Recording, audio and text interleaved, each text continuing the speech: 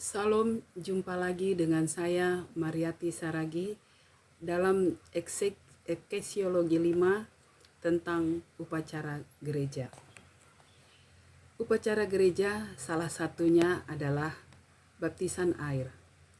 Mandat Alkitab akan baptisan air terdapat dalam Matius 28 ayat 18 sampai 20. Yang katanya, Yesus mendekati mereka dan berkata, "Kepadaku telah diberikan segala kuasa di sorga dan di bumi.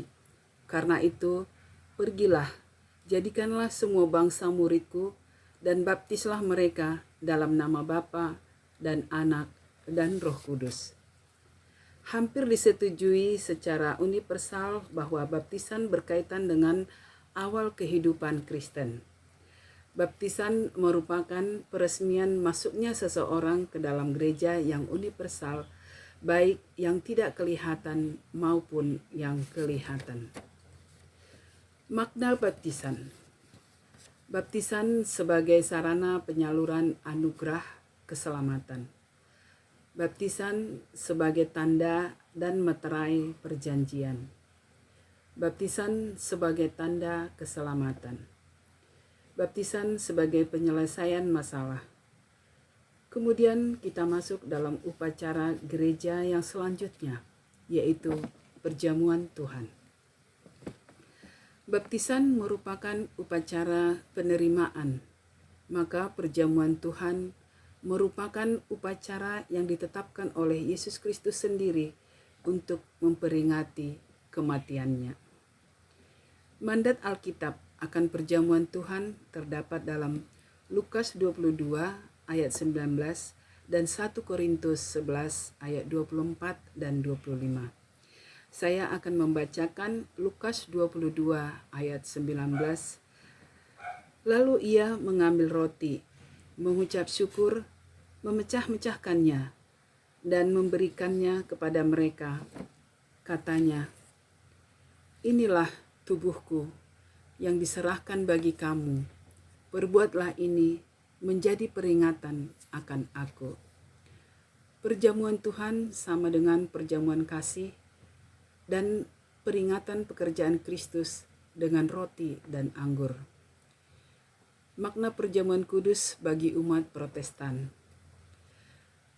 Perjamuan Tuhan atau perjamuan kudus adalah istilah sakramen dalam agama Protestan.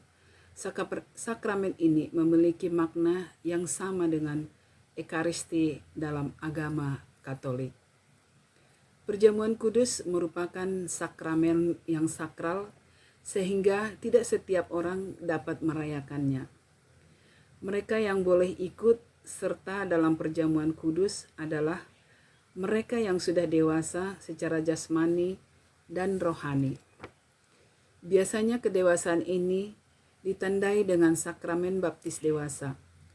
Apabila seseorang telah dibaptis, itu tandanya dia percaya dan menerima Kristus dalam kehidupannya, sehingga ia boleh ikut ambil bagian dalam perjamuan kudus.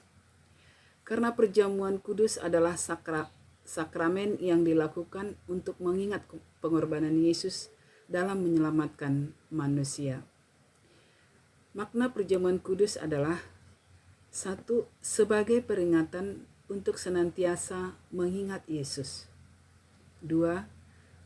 Menyatukan pribadi kita dengan Kristus Yesus. 3. Mengingat pengalaman keselamatan kita. Keempat, perintah untuk mengingatkan mereka yang belum percaya. Kelima, mengingatkan akan pentingnya persekutuan. Dan yang keenam, dengan persekutuan kita bisa lebih mengenal tentang keselamatan Allah. Demikianlah jumpa kita dalam episode ini.